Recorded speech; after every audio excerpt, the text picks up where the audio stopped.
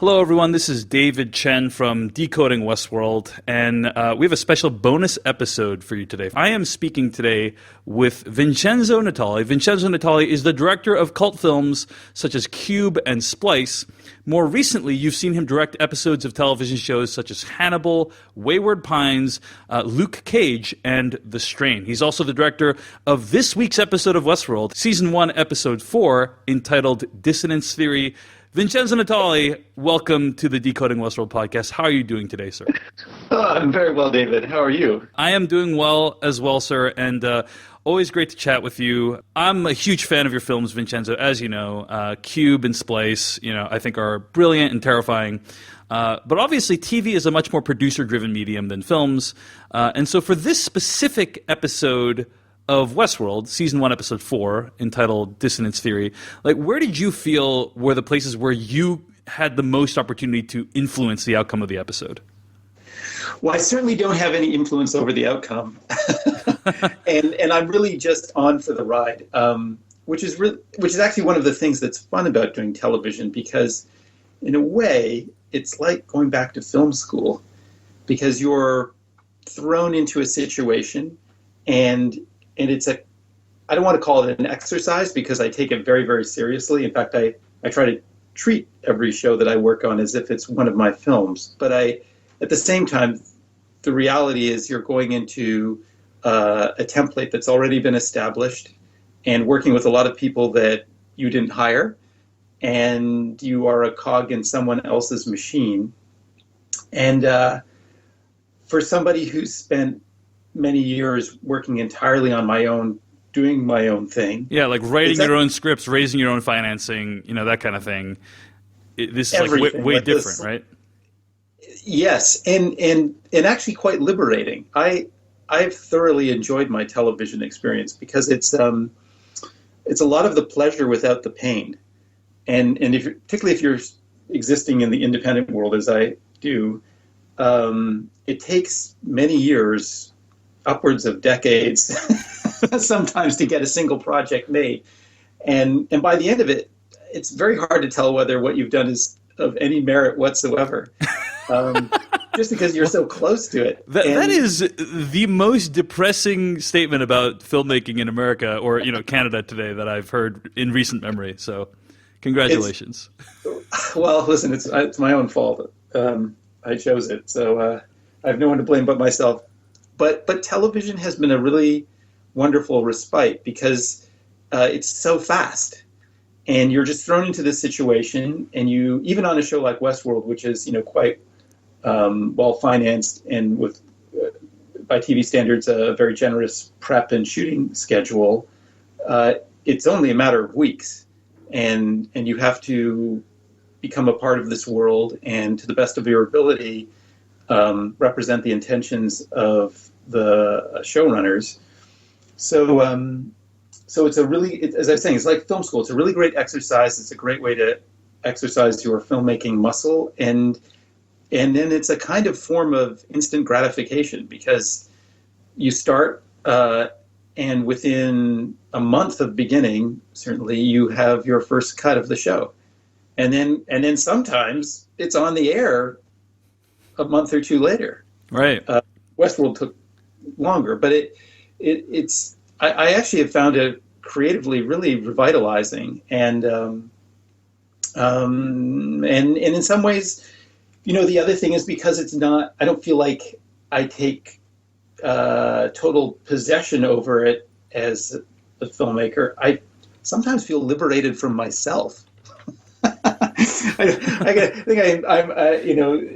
You're glad you don't have to suffer under Vincenzo Natali's worst impulses. This guy's a jerk. He's such a pain to deal with. I mean, did you see Splice? Oh, that movie's fucked up. He's a pervert. So he's a pervert. That's right. Eric Bradley in the chat. We're broadcasting live on Periscope right now. Eric Bradley in the chat says he thought your episodes of Hannibal were among the best, which I'm hard-pressed to disagree with. Amin in the chat, I think, earlier, I don't remember quite what the person's name was, but asked, is Westworld the highest budget television show you've had the chance to work on? Yes. I didn't have to think about that. So given that you're a cog in someone's machine, like, what do you feel as a director? What do you feel you can add to the situation? You know, the script is probably mostly done. You know, maybe you can add a few tweaks to that. Like, you can add some stylistic flourishes, and obviously the guest stars, the characters who are new in the episode, like, you're probably responsible for directing them, right? Like, does any of what I just said resonate with you? Is there stuff that you feel I didn't capture that you felt you could add to this episode of the show? Well, as a director, you are. I like to think I'm additive, although I could be subtractive. And I am directing. Like, I am making a lot of important creative choices. My path to this point was very fortuitous because the first TV show I did was my own, and it was a very, very small thing called Darknet that we produced here in Canada at an absurdly low budget. But it was an anthology show, and it had 6 episodes, and there were 6 different directors and writers, of which I was one. But so I had the directing experience, but then I also had a kind of show running experience where I was shepherding the other episodes and spending time with the other directors, and I learned a lot from that. Not the least of which is the best work was, I felt, done by the directors who invested the most of themselves personally in the show. And so that was kind of that's what I've taken to my TV work, is that every show that I work on, without contradicting the intent of the show, I always try to put as much of myself as a filmmaker into it, and try to make it as distinctively me as I can. And quite surprisingly, I've consistently been met with full support from the people who are doing the shows. Like, I think that that's what they want. And in this sort of shifting landscape where the line between TV and cinema is blurring to a point of almost non-existence, they really want filmmakers, and they really want their shows to be shot like movies.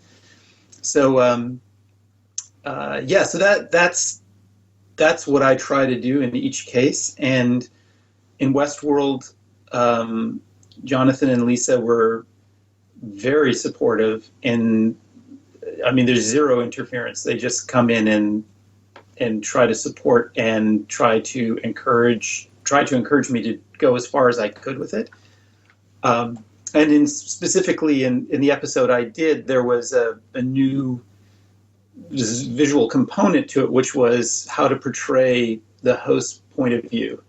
And the Maeve character has a kind of flashback sequence, and they were very keen to posit the show in a subjective perspective that represented what Maeve was seeing and how she would see it. And so that would be an example of my contribution, was just trying to visually render that concept. Yeah, gotcha. I'd like to talk about a few more of those examples, but first we should make clear we will spoil everything through Season 1, Episode 4, so if you haven't seen it, check it out and then come back and listen to this. But the episode opens with an extreme close-up of an eye, and then like pulls back and you see it's Evan Rachel Wood's character, Dolores. So I guess, firstly, like, how did you achieve that specific effect? And secondly, like, why did you decide to open that way? Was that your decision, as an example? Yes, it was my decision. And I mean, I'm a sucker for eyes. My first film, Cube, opens with an extreme close-up of an eye. And there's just something, I know it's a cliche, but some cliches work. And when I saw the cut of Jonathan's pilot for Westworld, there was a lot of eye imagery, and there's just this whole notion of, I mean, the eye is the window to the soul, of course, and the whole notion of, well, do the hosts have a soul, or some, how human are they? How do we define what's human, and can something be synthetic but as human as a human? I'm sure those are all ideas that were being toyed with when Jonathan and Lisa were first conceiving of the show. So that seemed an apropos way to start. And I did that technically just by, it was a combination of a zoom and a camera move to go from a very tight frame to a wider one, but that was married with a very high resolution still photograph that was taken of Evan Rachel Wood's eye at the same time. So that's how we could actually physically get the lens that close to the eye. It was marrying a still photograph with a motion picture photograph. And interestingly, I should point out, as you may know, one of the things that's unique and wonderful about Westworld is that it's shot on film, which is it's shot on 35 millimeter film, which is completely unheard of in this day and age. Everything now is shot digitally. And that in itself was a very exciting experience for me because I hadn't done it. I hadn't shot on film since Splice. Right, which was how many years ago? Like please don't tell me. I don't want to know. Several years ago, and and could you feel a different? Because you've shot a bunch of TV shows between Splice, your film, and now. So could you feel a difference? Like, did you feel like money was running through the camera when you fired it up? Yeah, I keep trying to decide whether it's a psychological thing or if there's like something that's a really material difference in terms of the effect of shooting on film. But there's no question that when film is going through a camera, I would say everybody on the crew is more attentive than they are necessarily when you're shooting digitally. And if for no other reason than every 10 minutes of footage, you have to reload the camera, which takes time. And on the TV schedule, you're very, very cognizant of time. So you don't do a lot of what are known as rolling resets, which means you shoot the scene and then you go back to first positions and keep rolling. Right. Which is a fairly common practice these days. So it just had that quality. And then there was, because it was a Western, because of the scope of it, a science fiction component, there was a real romantic quality to the whole thing. I felt like I was making a big movie. And it's just not the same. I have to confess, it's just not the same when you're shooting digitally. There's just it may have as much to do with my association with shooting on film and watching other, directors I grew up with shooting on film, but there was something quite magical about it. There's a few questions in the chat room right now about visual effects. Like, did you have any say over like the amount of visual effects or how the visual effects were used? Obviously, probably the latter, right? But like, was there stuff that that you wanted to do that you couldn't, or vice versa, that you didn't want to do but that they had to do for the episode? No, no. I mean, there wasn't any real restriction per se, and I mean, Jonathan likes to do things live as much as possible. So, for example, when we squib people. Right. We don't do digital squibs. And for the most part, it looks great. I feel like I can kind of tell when it's digital squibs versus real squibs, and for the most part, it feels like real squibs. Yeah, it was. Sometimes they would shoot the squib component separately for various reasons. But whenever, I think Jonathan's mantra is like, whenever you can do something for real, do it for real, because it's always better. Yeah. And which is something I've always believed. So there isn't a lot of visual effects work in the show. There's the terraformers, which again, I know the plan was to shoot models. I actually don't know in the end if they did that. I'm sure that one of the shots that I did, which was a crane shot, was most likely not a model, because once you start to move a camera and you're dealing with a model composite, like you're compositing a moving camera plate with a model plate, that really requires motion control. Yeah. So I suspect one of them was a digital model, but the other one might not have been. And there were maybe 2 or 3 shots like that. So, yeah, no, it didn't have that. I didn't feel those limitations at all. It was a really. The question I guess is more like, well, what do you do as a director on a TV show? And yes, you're very, on this one and other ones, you're really heavily involved in terms of quantity of visual effects, how they're being produced. it's Was there a visual effect that was particularly challenging, or that you thought like was the most ambitious thing of this particular episode? Well, to be honest, it just wasn't a lot. Like, it's not.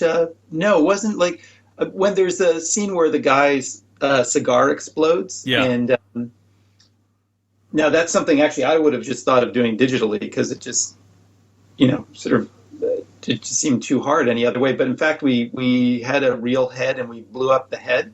Oh, nice. Yeah, it was really fun, and that was married to the actor. So that was we actually shot that face exploding. Like, that's something that, left to my druthers, I probably would have just shot on a stage later on against green. But we actually shot that on the location, like in the real environment with the light and everything. So that was, I'll say that was an unusual thing that I don't think you would normally see. It just, in this quest to make everything feel as real as possible. Like, it was always an attempt to shoot things in their actual natural environments and not replicate things in studio. But I want to ask you about, there's a scene that happens kind of at this villa or this restaurant with Anthony Hopkins' character, Dr. Ford, talking with one of the Delos company people. And obviously a super tense scene, super tense power lunch. And then there's a moment when like everyone freezes, which is like very brilliantly done, very creepy.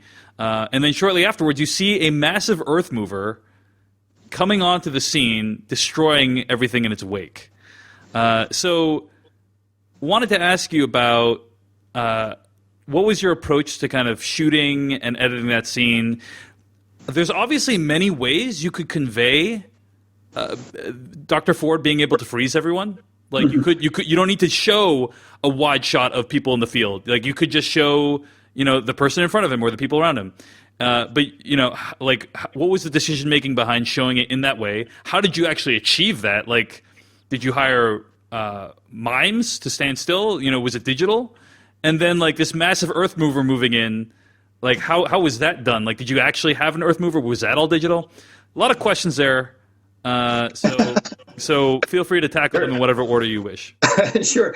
Well, in terms of, actually, one of the interesting things about the notion of everyone freezing was there was a real discussion with Anthony Hopkins on the set, who, by the way, is the most lovely human being you'll ever meet. And I was terrified to meet, but proved to be just a lovely, lovely human being and very professional and easy to work with. There was a discussion as to whether we, the audience, should see what he does. Like, does he make a little hand motion, or is it all invisible? And I actually recall that we did have him do a little movement with his finger to unfreeze them. And I believe when I saw the final version of the show, they took that out, which I thought was a good decision, because it just made him more like omnipotent, and it made the whole thing more mysterious and unsettling, because you just realize how phenomenally powerful this person is. And that was the point of the scene, of course, was this was a power struggle between these two individuals. And I think that's why I was really pleased with the way the scene played out, because you were not entirely sure what the outcome will be, but you gradually realize that Dr. Ford is, although he presents a smile and a very friendly exterior, is not an individual to be trifled with. So, so that's answer to question one. Answer to question two about the people. Yeah, how'd you do the freezing? How'd you decide like how much freezing you wanted? That kind of stuff. They were actually just not moving. They weren't mimes or anything. They were just extras. We made a point of moving the camera, which really accentuated the fact that they're not moving. And the people in the field are another story. The field actually was a horse riding track, and there were no whatever those plants are, the tequila plants. I forget the name of the actual plant, but that was all painted in later on. Oh, nice. But there were extras in the field, And I'm sure that for the frozen moment in the field, that was a digitally frozen image. And then for the what were called the terraformers, the big diggers, that was what I was referring to when I was talking about the model, because I know the plan was to shoot that as a model, and it looks pretty great. I have a feeling that it is. Like to shoot the building as a model and then like actually rip it up, or like what do you mean by shooting it as a model? No, the terraformer itself is a model, and then we shot a plate at the real location, and then the model was composited onto that plate. But the exciting thing about it, I believe, is that they used a real model. I don't think it was like a physical model. I don't think it was a digital model. At least that was the intention at the time when I was shooting the show. Was it a challenge to have people like stand still over the course of many takes? You know, like does the freezing element add production challenges?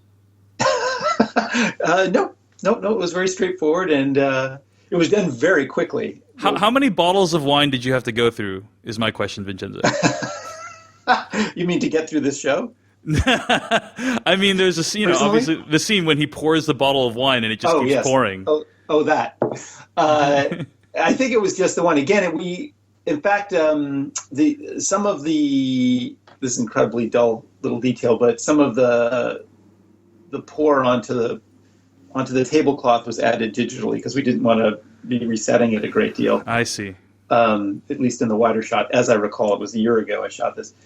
But oh wow, yeah, that's quite a while. It was a while ago, but it was it was very straightforward. That day was it was a bit of mad scramble because there's other scenes that we shot there that were not used in the episode, which I don't know if I'm permitted to talk about, but it was. I'm sure you're permitted to talk about them, especially if they're from future episodes. Well, you should tell us everything that happened in them. I highly doubt they would have moved elsewhere. I think they were just eliminated. But I recall that all the freezing business was done super fast at the end of the day, and then I remember the crew, as a joke, all marched off the set as if they were hosts themselves. I see. And that was the last. That's right, because it was the last shot. So we were shooting everybody. We were shooting all the hosts leaving the hacienda. And then I called cut, and then the crew just put down their equipment and walked out. One of the most impressive things about the show overall is how you achieve a kind of human-android effect. Like, you convince the audience that these androids, or I should say that these actual humans playing androids are actually androids. Especially in the diagnostic scenes, a lot of times they're not moving, they don't appear to be breathing at all. In your episode, there's a scene with Rebus where they're doing a diagnostic with Elsie, right? And Elsie's like analyzing what went wrong with him. Mm-hmm. Can you give some insight into how that is achieved? Like, is there any digital trickery used to like make them not breathe or not move? Well, that was a prosthetic, a silicone model. So it's a silicone model of Rebus, you're saying? Yeah. So it was no problem dealing with breathing, but I think they do some enhancement. I know that certainly in the pilot there were things where because I had seen the cut without any visual effects where a character would freeze, and of course it's a human being, so they can't freeze perfectly, and that was clearly enhanced in post. Gotcha. Let's talk about you mentioned the scene with Maeve earlier. Let's talk about she has one of the most compelling storylines in this specific episode, where she kind of discovers that she had been sending herself messages this whole time underneath the floorboards. And then, like you said, there's that POV where you like see past instances when she's been dragged off and like hosed down and stuff. What were some of the techniques that you used to approach editing Maeve's storyline, shooting and editing Maeve's storyline, and what effect were you trying to achieve there? Well, I just wanted to get inside her head, and I wanted to blur the line between memory and fictionalized memory, and I was very interested in making it dreamlike and not a literal recollection. Um, and so there's certain lenses that I used to create a sort of fuzzy, soft, dreamy effect. And we literally took the lens off of the turret and wiggled it around Oh, against wow. the aperture. And it was really fun. It got to be a bit experimental at points. But again, we tried very hard to do all that's in camera. It's all using this thing called a lens baby and a few other tricks. Gotcha. Yeah. Very cool. And it's kind of like a well-known camera technique where you like take the lens, put it slightly off the camera, and like shake it a little bit, right? Basically. Yeah, you just get all kinds of natural analog weirdness that way. And also like a great scene at the end with like where she's helping Eschaton to unlock the safe, right? What was your approach to that scene? Were there any like specific decisions that you remember about how to shoot this climactic scene? Well, I was nervous about that because I always get stuck in small spaces, and nothing is more daunting for a filmmaker because you then have very limited choices because film equipment, especially 35 millimeter film equipment, is really big, and we were in the corner of this little office. So it was an actual space. You couldn't like pull the walls away or anything like that. No, actually the Westworld town, Sweetwater, is just it's a set, but it functionally is like a town. I mean, it's like an old Western movie set. And so the buildings are real buildings, and you would walk inside, for instance, that bar and go upstairs, and there's an office and all those things. And even though it's built to be filmed, it is a real structure that has 2 stories that you can walk on and can support the weight of a lot of people and equipment. And the walls don't wild; they don't move. So that we were really cramped. It was hot in there too. When you see Hector sweating, that's real sweat, believe me. And I was it was a long scene too, and I was really afraid. And the climax of the episode, I was just really afraid that it would become a little bit underwhelming because it was just going to be a bunch of close-ups. But that's where great actors come into play, and Thandie Newton and Rodrigo, who plays Hector, were just so compelling, and there was just such a, I think, chemistry between them, and tension, and it really played. And but I recall we shot and I thought that the editing was really strong as well, like cutting between the close up of the safe and then cutting between each of them, like the dialogue between them, I thought was really it escalated the tension quite a bit. I worked with a fantastic editor on it. I mean, it was really it was all of her work. And but one of the things I've learned from TV, because it tends to be a more performance and dialogue driven medium than film typically is that you can do a lot with just close-ups and 2 people in a space who are not moving.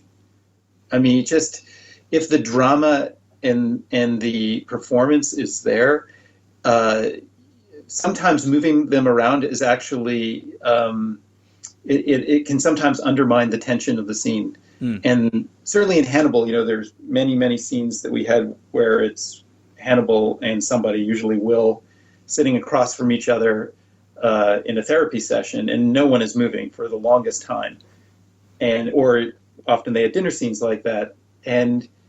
But when you have amazing actors like Mads Mikkelsen or Hugh Dancy, there is no reason for them to move. In fact, there's a power in the stillness of the scenes that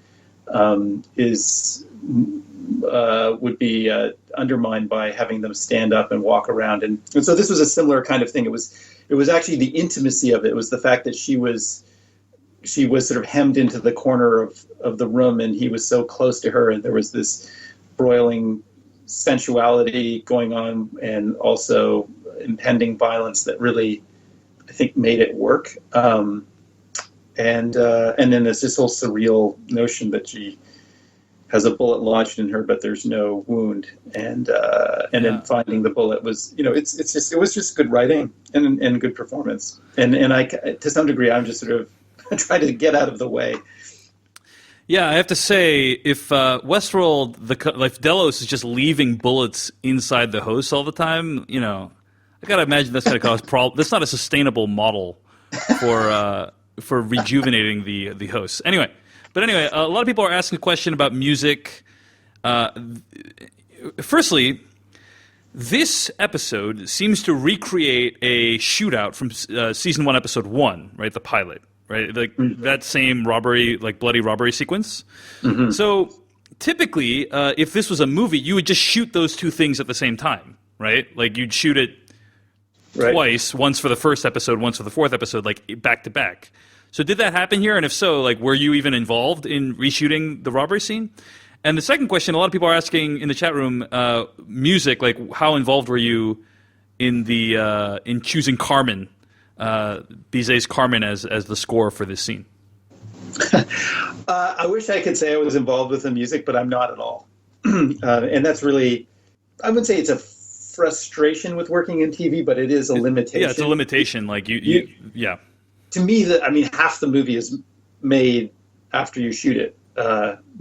Sometimes more than half. You can save or ruin a film in the edit room, and the soundtrack and the sound design are half the movie. So I take zero credit for any of that. That was all done without my participation. But what is interesting though is to see what is done with something that you shot.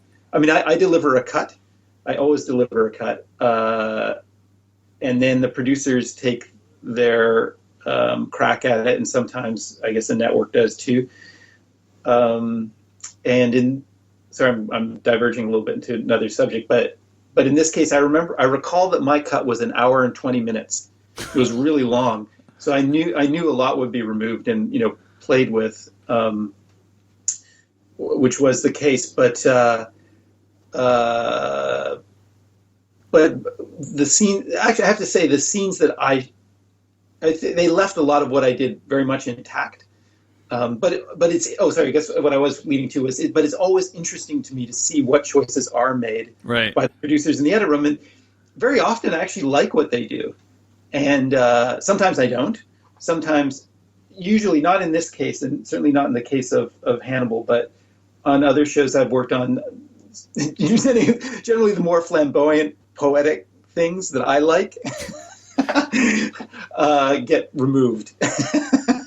And it's a little more, my disappointment is usually the shows are a little more meat and potatoes in terms of how they're cut than I would like. In the case of Westworld, I think most of my, if you'll pardon the use of this word, most of my poetry is left in, although certain scenes were shortened, just I think for time reasons. But so that was gratifying.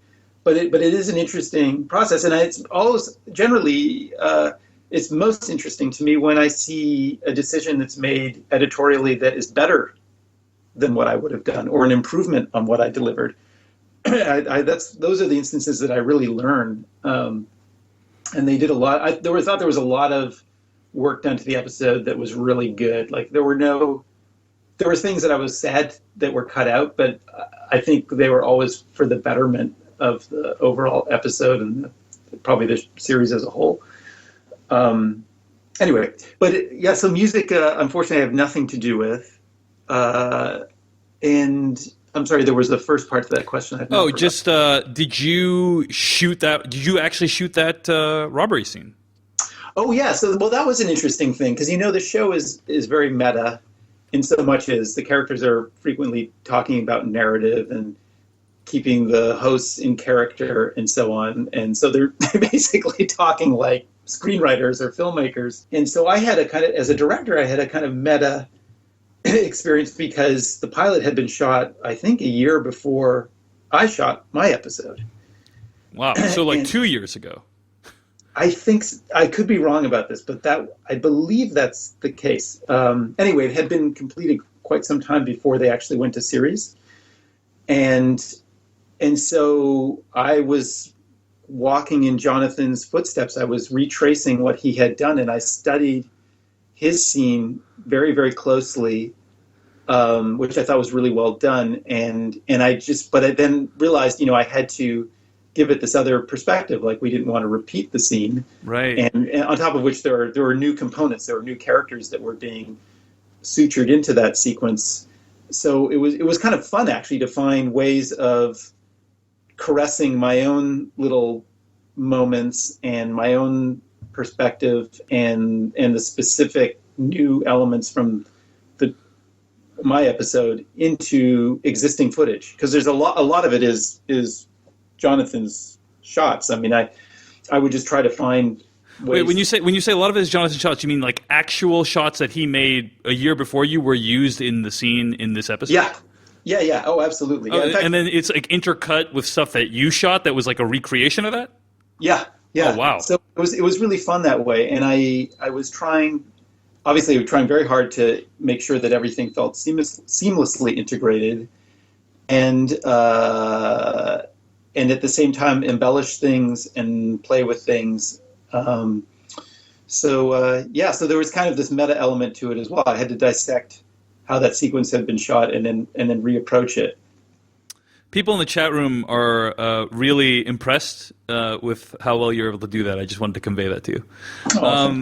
But yeah, that is pretty incredible. But I think like one thing that's interesting is like on a movie, neither of the two things you said would be true. Like probably you would have shot them back to back, right? Just from a production standpoint, and also the director would choose the music usually, right?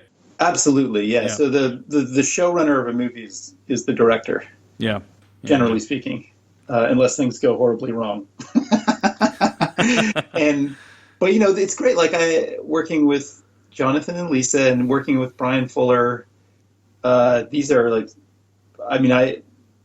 they are auteurs. So you're working with people who have a very strong cinematic vision, and I learn a lot from them. They've been wonderful, great teachers, actually.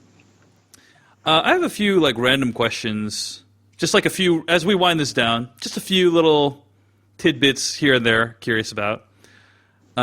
Firstly, Vincenzo, I'm sure you've seen that one of the biggest theories going around is that Jimmy Simpson's character William and his friend Logan are actually in a different time period than everything else that's happening on the show. So my question for you, Vincenzo, is was it difficult to shoot things in two different time periods? Well, that may be true. I really don't know. You see, you don't know if that theory is true or not then? No, I'm a rat in the maze. Wow. Okay. No, it was very. I was just joking. I didn't expect you could actually tell me, but yeah. Well, and if I did know, I wouldn't tell you. But no, we were really.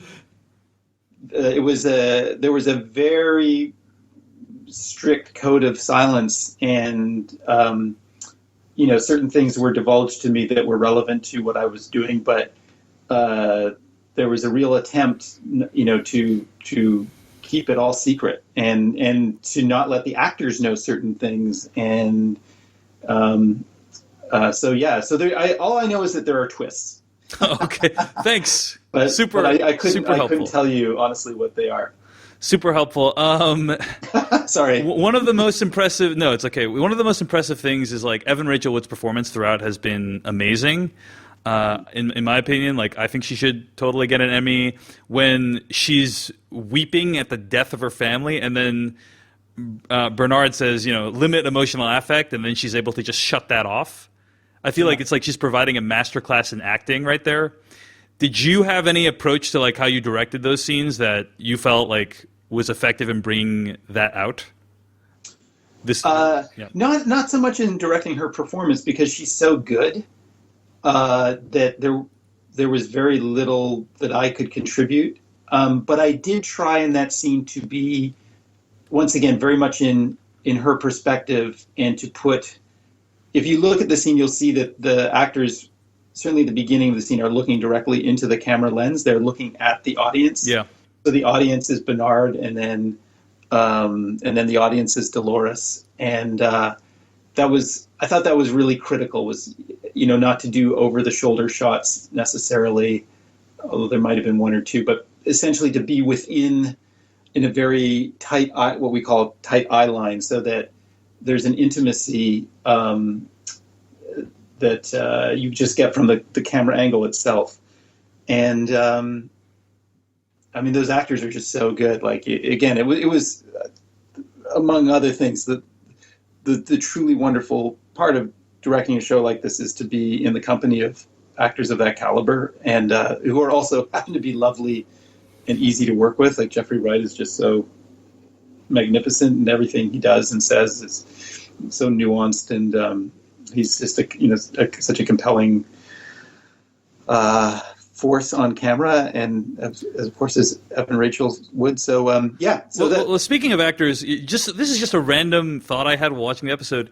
James Marsden is tied up to a tree, like seemingly in an incredibly uncomfortable position, and then you have this crane shot that like comes down from up in the sky. That then then you can see what happens. Feels like a very elaborate camera move.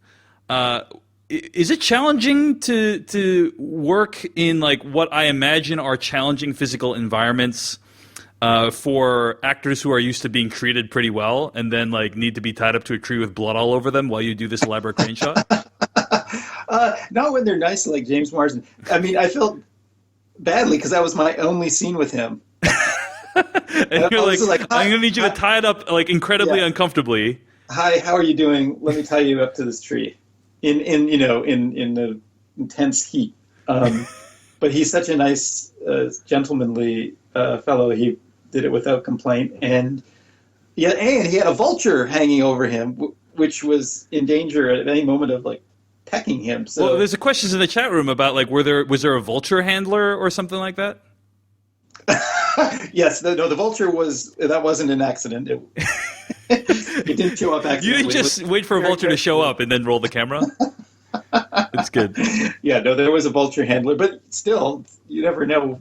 Anything could happen, and it's a very, I'll tell you, when you see it, it's a magnificent bird, but it's quite intimidating. It's big, and it did take a long time to get that shot.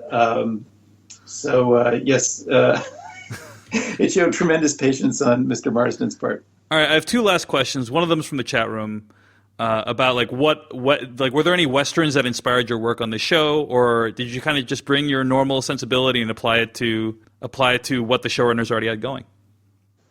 Well, my sense of the show before I got involved was I hope this doesn't sound reductive in any way, but was that it's Stanley Kubrick meets Sam Peckinpah. And in so much as I think those two filmmakers were very interested in similar themes. They were interested in the violence and darkness lurking in human beings and what we're capable of, and what moral boundaries, if any, truly exist when you get down to the very the marrow of what makes up a human being. But Stanley Kubrick's perspective was always this, almost like a scientist. It was very clinical, and the perspective of his films tends to be quite omniscient. Whereas Sam Peckinpah is always like right in the trenches with these people, and it's dirty and messy, and from a grunt's perspective. And I think the show does both. I think it flips perspectives between the two, and so. That's my long-winded way of saying I stole a lot from Sam Peckinpah and from Stanley Kubrick. But I was definitely, when it comes to westerns, I love, of course, The Wild Bunch, but also Pat Garrett and Billy the Kid, and a number of Peckinpah's other movies. And I just think I felt that in the show when I read the script, and it just I don't know if that was at all in intention, but I felt the ghost of Sam Peckinpah, and so I tried to, in my small, meager, pathetic way, emulate that. thanks so much for joining us today on the Decoding Westworld podcast, Vincenzo. It means a lot. And you can find Vincenzo's episode, Dissonance Theory, available on HBO Go or HBO Now. And you can find more episodes of this podcast at decodingwestworld.com. You can also email us at decodingwestworld@gmail.com. Vincenzo, thanks so much again, and hope to have you on a podcast that I'm doing at some point again in the near future. Oh, always, David. Such a pleasure to hear you. Thank you. Thank you. I'm honored to be here.